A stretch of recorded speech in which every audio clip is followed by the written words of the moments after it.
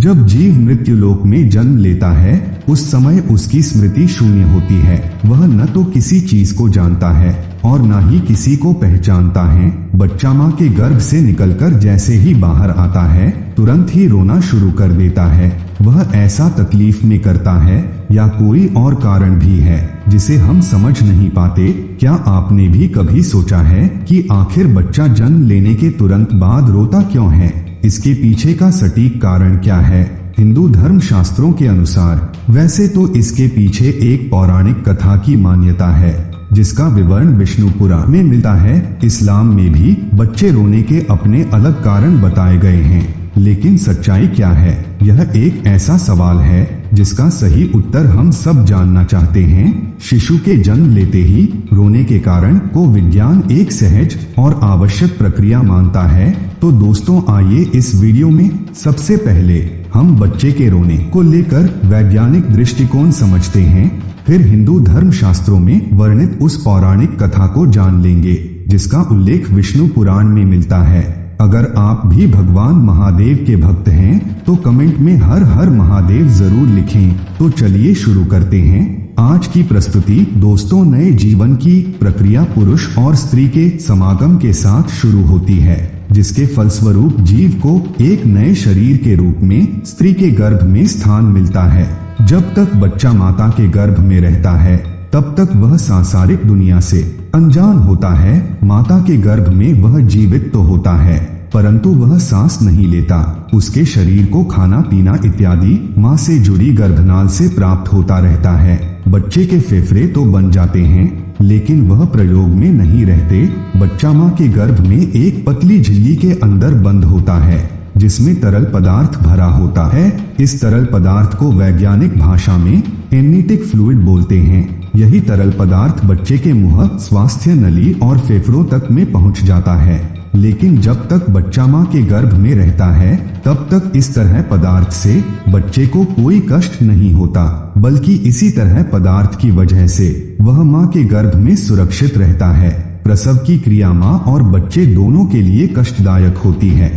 बच्चा बहुत सक्रिय मार्ग से निकलकर दुनिया में आता है, जिसके क्षण बच्चा माँ के गर्भ से बाहर निकलकर इस संसार में आता है उसके आसपास का परिवेश बदल जाता है। अब शिशु को जीवित रहने के लिए श्वास की जरूरत होती है। शिशु के फेफड़े प्रथम बार काम करना शुरू करते हैं, लेकिन फेफड़ों में वही तरल पदार्थ पहले से ही भरा होता है जिसे बाहर निकालना बच्चे के स्वास्थ्य के लिए बहुत जरूरी होता है।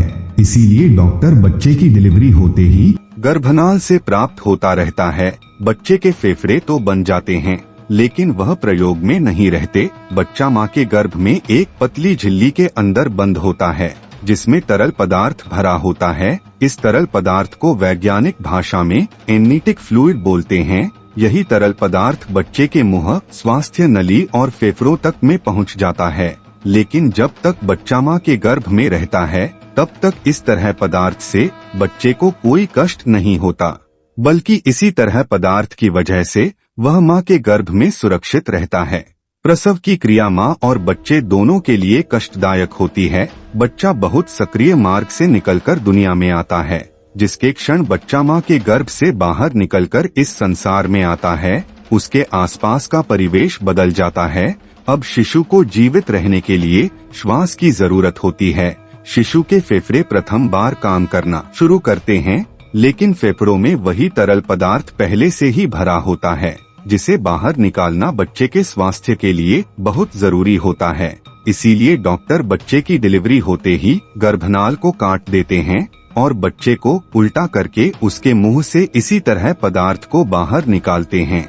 ऐसी असहज स्थिति में बच्चा प्रथम बार रोता है। रोने की प्रक्रिया के दौरान बच्चा एक गहरी सांस लेता है जिससे हवा फेफड़े के अंदर प्रवेश करती है और फेफड़े में भरा तरल पदार्थ बाहर निकल जाता है।